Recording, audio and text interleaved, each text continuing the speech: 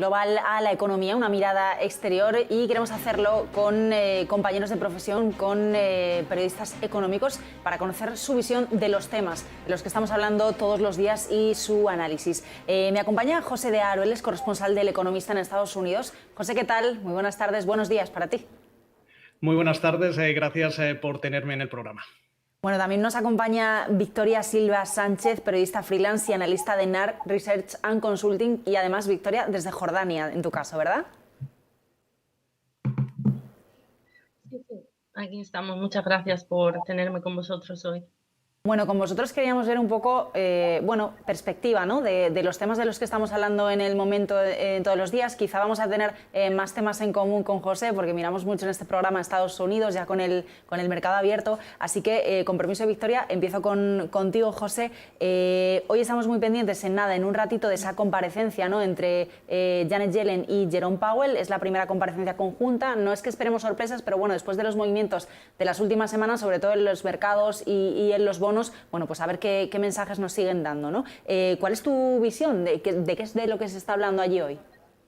Básicamente estamos precisamente atentos a esa comparecencia, de la cual ya hemos conocido las declaraciones o los principales mensajes de ambos funcionarios. En el caso de Powell, va a volver a reiterar, como ya lo ha hecho otras veces, que en estos momentos la Reserva Federal va a mantener esa política ultracomodaticia tanto tiempo como haga falta hasta que la economía repunte, dado que, aunque hemos visto cómo Estados Unidos podría recuperar ya los niveles previos de PIB a la pandemia en el trimestre en curso, todavía esa recuperación está incompleta. Por su parte, Yellen va a dar un mensaje importante, y esto va a ser interesante cómo va a ir reaccionando el mercado, dado que asegura que con los últimos estímulos que se han llevado a cabo, ese paquete de 1,9 billones con B de dólares, la economía estadounidense podría recuperar el pleno empleo en 2022. Esto podría ser antes de lo previsto, antes de lo que tiene proyectado la Reserva Federal, y esto sí que podría tener implicaciones para la política monetaria del Banco Central estadounidense, en un momento en el que, como comentabas, los mercados siguen ya descontando que esa normalización monetaria aquí en Estados Unidos va a llegar antes de lo previsto.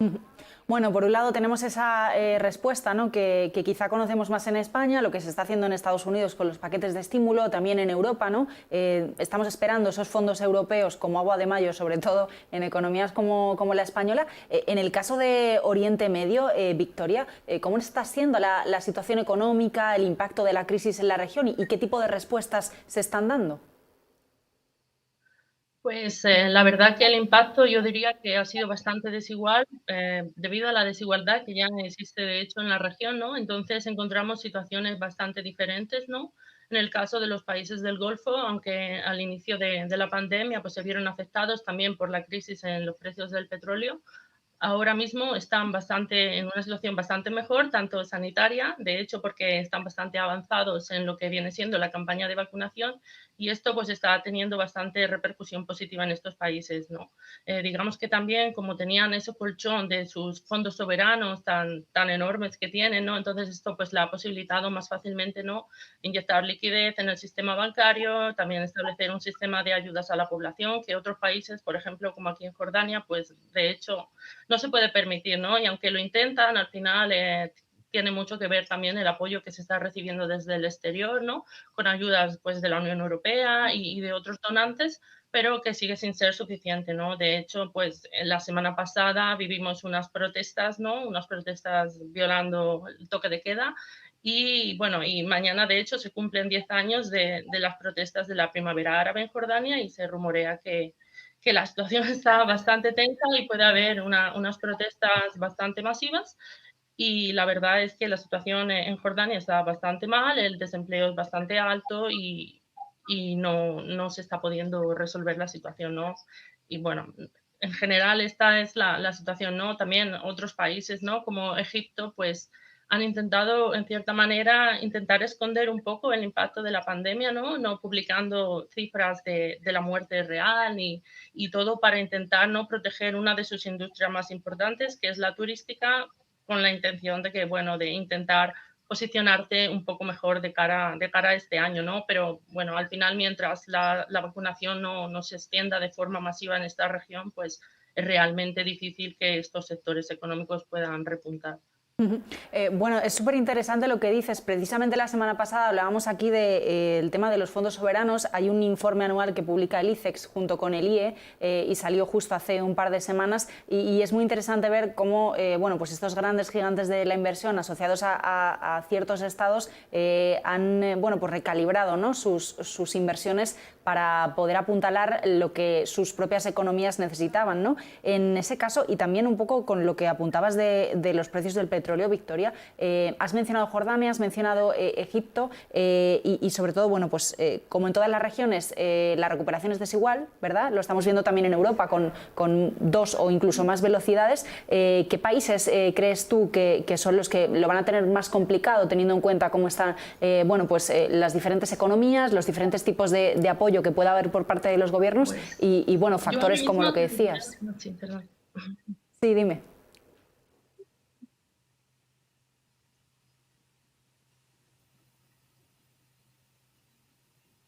Bueno, yo diría que ahora mismo los países ciertamente que están en una condición de desventaja son sobre todo los de la región del Levante, ¿no?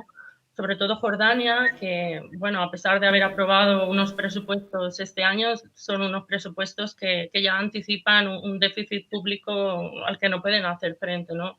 Entonces, es un país que lo va a tener realmente complicado porque sin recuperar el sector turístico ni el sector de la restauración ni de la venta minorista realmente son los pilares de la economía jordana. No, y otro país que yo creo que lo va a pasar realmente mal, porque ya lleva años pasándolo realmente mal, es Líbano, ¿no? Tiene una crisis de inflación tremenda, la lira libanesa está por los suelos y de verdad que los ciudadanos no tienen dinero para comprar ni los productos más básicos, ¿no? Algunos incluso no están disponibles en el mercado. Entonces, el Líbano también es un país, ¿no?, además que está inmerso en una crisis política bastante grande, con la explosión que tuvieron el verano pasado en Beirut, que destrozó gran parte de la ciudad, ¿no? Y hay muchísima gente que ha caído bajo el nivel de la pobreza, ¿no? Y este país realmente, más allá de la crisis del coronavirus, necesita de unas reformas bastante contundentes para poder salir adelante de esta crisis en la que se encuentra inmerso, ¿no? José, en el caso de Estados Unidos, estamos viendo últimamente, bueno, pues quizá mucha esperanza, ¿no?, ligada a esos planes de estímulo. Tenemos por un lado, como hablábamos antes, la política de la Reserva Federal, por otro lado tenemos esos planes de Biden, ¿no?, que están ya muy encima de la mesa, y hoy se vuelve a hablar de ese programa, ¿no?, de 3 partes, valor total de $3 billones, lo hemos estado contando. ¿Cómo ves tú qué implicaciones puede tener un poquito más allá a largo plazo para la economía, para el mercado? ¿Cómo lo ves? Obviamente, el hecho de que primero Estados Unidos ha aplicado ya 3 rondas de estímulos que superan con respecto al PIB uno de los mayores inversiones en términos de estímulo desde la Segunda Guerra Mundial, se está dejando notar ya en esa recuperación. De hecho, vemos cómo Estados Unidos es una, o por no decir la única, gran economía de las 10 grandes economías del mundo que realmente está recuperando esos niveles previos a la pandemia en lo que se refiere a actividad económica tan pronto como el trimestre en curso. Obviamente, ahora mismo estamos atentos a que el presidente Biden oficialice en cierta forma esa segunda pata, podemos decir, de su agenda económica que corresponde a planes de inversión que en estos momentos, según su equipo, podrían ascender hasta $3 billones adicionales. Esta situación va a hacerse por partes, como mencionabas, precisamente para facilitar su aprobación en el Congreso y todo ello podría tener una consecuencia a medio plazo en términos de inversión en infraestructura, en términos sobre todo de una inversión que favorezca el medio ambiente, pero también va a tener efectos en el mercado, sobre todo porque ya hay mesas de inversión, como es el caso de Morgan Stanley, que están apuntando que en esta situación podríamos ver cómo se sobrecalienta demasiado la economía y esto podría tener un efecto en el ciclo económico que debido a estos estímulos y a los que pueden llegar podría acortarse, podría hacerse mucho más caliente, por así decirlo, y todo ello podría tener consecuencias en los mercados, pero de momento básicamente vamos a seguir viendo esa rotación hacia los activos o las acciones de valor cíclico, y mientras tanto parece que la Reserva Federal va a ser tolerante con la inflación, con lo cual vamos a continuar con esa política ultracomodaticia que va a seguir fomentando las tomas de riesgos en distintos y múltiples activos. Quería preguntarte también por uno de los temas del día, José, porque en Estados Unidos estamos muy pendientes de lo que sucede con AstraZeneca, ¿verdad? Ayer teníamos una especie de respaldo, ¿no?, a la vacuna de la compañía, hablábamos de la eficiencia. Hoy lo que se nos dice es que quizá algunos datos no estaban bien, y de hecho estoy viendo ahora mismo una noticia de la agencia Bloomberg. Dice AstraZeneca que planea publicar los resultados actualizados del estudio estadounidense de su vacuna dentro de las 48 horas siguientes a las críticas, o sea que en esta misma semana podríamos saber. Dice que, bueno, pues que el análisis del lunes se había publicado con datos antiguos, pero que ya tienen los nuevos y que nos los van a dar esta misma semana. Bueno, es una crisis de reputación total lo que está viendo AstraZeneca, cada vez hay menos confianza, pero bueno, ¿qué es lo que ha dicho exactamente ese estudio de Estados Unidos? Básicamente hemos visto cómo una de las agencias regulatorias de sanidad ha indicado que los datos, como comentabas, que afianzaban esa eficacia dada a conocer durante la jornada del lunes, no estaban actualizados, y por lo cual podría haber tenido consecuencias a la hora de determinar esa eficacia de la vacuna. Es cierto que, como bien comentabas, AstraZeneca aseguraba en un comunicado que iba a revisar esos datos, que los datos que se entregaba a la agencia regulatoria estadounidense correspondían, me parece que eran alrededor del 17 de febrero, que ahora va en las próximas 48 horas a dar esos datos actualizados. Mientras tanto, hemos visto como el doctor Fauci, que básicamente supervisa toda esta situación y la situación de la pandemia, aseguraba en la cadena ABC que seguramente la vacuna de AstraZeneca es segura, es buena, pero que sí que es cierto que esos datos podrían invitar a algún tipo de engaño. Eso sí, también hay que determinar que toda la situación que se está derivando ahora mismo con estas informaciones y estos datos de la vacuna de AstraZeneca no tienen nada que ver con la situación de los potenciales coágulos sanguíneos que puedan derivarse de la vacuna, pero sí que es cierto que esto supone un escollo importante para AstraZeneca, que tenía previsto el pedir esa autorización de emergencia para probar la vacuna aquí en Estados Unidos a mediados de abril, y todas estas circunstancias seguramente vayan a retrasar esa petición durante al menos unas semanas. Victoria, en el caso de donde tú estás, ¿qué tipo de vacunas estamos hablando? ¿Qué tipo de compañías? ¿Está habiendo tantas polémicas y tantos líos como estamos teniendo al menos en Europa o no? Bueno, aquí sobre todo en Oriente Medio podríamos hablar de lo que se ha dado a llamar diplomacia de las vacunas, ¿no? Sí. Y sobre todo de cómo Rusia y China están aprovechando la situación existente para enviar sus propias vacunas, ¿no? Y venderle las vacunas a la mayoría de países, ¿no? En Jordania sí que al principio hubo algunas cientos de miles, creo, de vacunas de Pfizer y se vacunó con esas vacunas, pero hace ya algunos días está como parado el proceso de vacunación y apenas se ha vacunado a menos del 2% con una dosis. Entonces, bueno, ahora sé que también está la vacuna china, Sinovac, está también siendo distribuida, ¿no? Pero sobre todo eso, ¿no? Entonces, el hecho de que, bueno, los países occidentales estén bloqueando tanto la llegada de vacunas a otras partes del mundo, ¿no? Está haciendo que Rusia y China cojan la delantera ahí, ¿no? Y luego hay un caso, bueno, tenemos el caso de Israel, donde prácticamente casi toda la población ya estaba vacunada, al menos con una dosis, ¿no? Y en el otro lado el caso de Palestina, donde apenas se han mandado algunos miles de vacunas por parte de Israel, aunque ahora creo que se va a empezar a desarrollar, ¿no?, este programa COVAX para la cooperación en las vacunas en los países más vulnerables. Se iba a empezar a distribuir algunas de estas dosis, al igual que ha sido en Líbano, pero los niveles de vacunación en esta zona son muy bajos. excepto de nuevo en los países del Golfo, como decía antes, donde ya hay porcentajes considerables de la población vacunados en países como Bahrein o Emiratos Árabes Unidos, ¿no? Y esto pues está incrementando aún más esa desigualdad de la que hablaba al principio. Bueno, por cierto, que has mencionado Israel y hoy tenemos elecciones que son las cuartas elecciones en Israel en menos de 2 años. Se va un poco de los temas que yo trato aquí por las tardes, pero bueno, también interesante, ¿no? Ver qué va a suceder con ello, sobre todo cuando se ha puesto al país un poco como ejemplo, ¿no? Os ha hablado mucho del éxito de su campaña de vacunación. Quería preguntaros por último, esta sería una pregunta un poco para los dos, ¿no? Cada uno desde vuestro conocimiento y desde la región en la que estáis, porque me parece interesante lo que mencionabas, Victoria, de la diplomacia de vacunas, de cómo Rusia o China se han aprovechado, ¿no?, para posicionarse. Entonces la pregunta sería un poco desde vuestra perspectiva en términos de geopolítica o de geoeconomía, un año después ya de pandemia, y con todos los movimientos económicos, políticos y sociales que estamos viviendo, ¿quién creéis, bueno, cómo creéis que se reconfigura un poco el juego de poder, ¿no? Porque mucho antes de la pandemia estábamos muy pendientes de esa guerra comercial, China-Estados Unidos, ese pulso, ¿no?, al final por el dominio económico y tecnológico. Entonces, bajo vuestra perspectiva, ¿cómo creéis que queda esa estructura, ese reparto, ¿no?, por así decirlo, dentro de los grandes actores internacionales? No sé quién empieza, José, por ejemplo.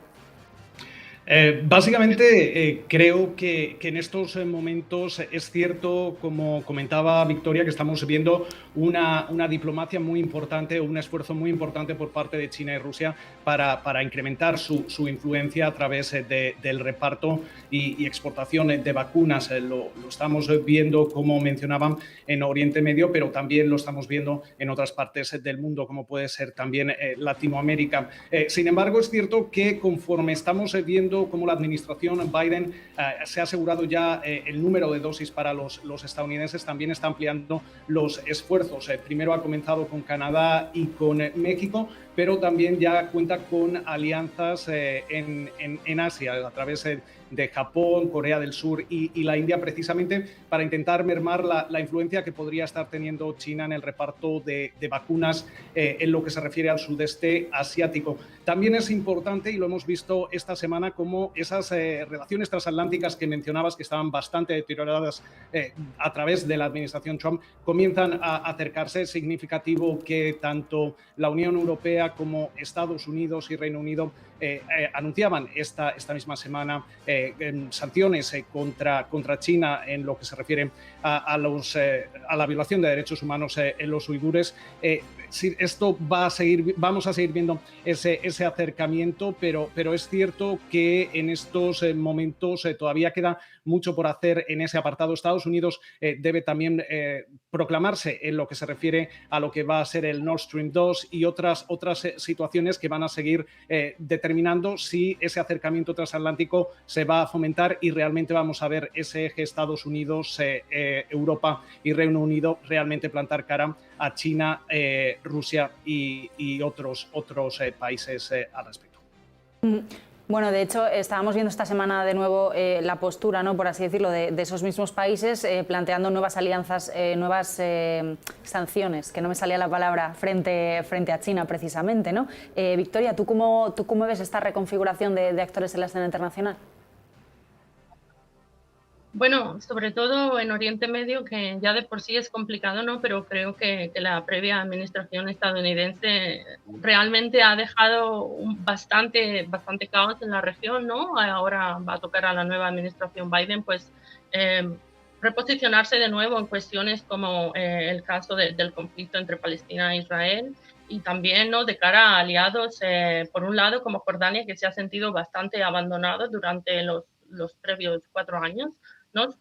Ningún caso a sus intereses, ¿no? Y por otro lado, pues los países del Golfo, ¿no?, que habían dado estos pasos con la firma de estos acuerdos bilaterales de paz con Israel, ¿no?, de cara a, pues, intentar mejorar las relaciones comerciales y entonces, bueno, establecer esta posición en la región, ¿no? Y ahora, pues, bueno, no se sabe muy bien qué rumbo va a tomar la nueva administración estadounidense en este sentido, ¿no? Y creo que todo el mundo está un poco expectante a ver qué sucede con la posición de países como Arabia Saudí y el conflicto en Yemen y, bueno, y todo este tipo de cuestiones, ¿no? Entonces es cierto también que durante estos años Rusia y China han aprovechado bastante para no solo esta diplomacia del coronavirus, sino con anterioridad, ¿no? Desarrollo de numerosos pues, foros comerciales, ¿no? China se ha convertido en un socio comercial clave para muchísimos países de la región, ¿no? Y bueno, y por otra parte, Rusia, sobre todo desde que empezó a intervenir en Siria, desde entonces ha ganado bastante terreno, bastante fuerza en la región, ¿no? Y esto al final los países, pues bueno, también tienden a jugar todas las cartas que tienen, ¿no? E intentar, pues, ver de dónde pueden sacar el mayor beneficio para sus intereses, ¿no? Entonces, por ejemplo, en el caso de un país como Irán, ¿no? Que está bajo las sanciones estadounidenses, por ejemplo, pues es de reseñar, ¿no? Que de hecho la economía iraní ha crecido un 0,8% durante 2020 por el hecho de que, bueno, como ya la situación económica y las sanciones eran demasiado fuertes, pues poco impacto en la economía podía tener ya la pandemia, ¿no? Y de hecho, bueno, pues de hecho le ha beneficiado, ¿no? Para poder pues, exportar más petróleo a China y por lo menos intentar reconstruir esa economía de resistencia que tienen en este momento y, bueno, a la espera de ver qué pasará con el acuerdo nuclear y en Irán no está no tiene mucha presión para regresar al acuerdo porque la verdad es que el impacto pues no ha sido tan fuerte y entonces no tienen esa presión que podría sugerir, ¿no? Anteriormente su pertenencia en el acuerdo. Bueno, sí, eso te iba a decir, ¿no? Que todavía en el acuerdo con Irán y sobre todo después de la llegada de Biden queda todavía mucha tela que cortar. Bueno, pues lo contaremos aquí, espero que la próxima vez también con vosotros. Muchísimas gracias por acompañarme este ratito, muy interesante conocer vuestra perspectiva y vuestro análisis de estos temas de actualidad y bueno, pues eso, ¿no? Como decíamos al principio, intentando arrojar una visión un poquito menos española o menos europea, ¿no? Un poco más diversa de las noticias y de la actualidad que está pasando. José, de Aro, Victoria Silva, muchísimas gracias. Buenas tardes y buenos días. Buenas tardes. Gracias a ti. Bueno, pues nos vamos a ir un segundo a una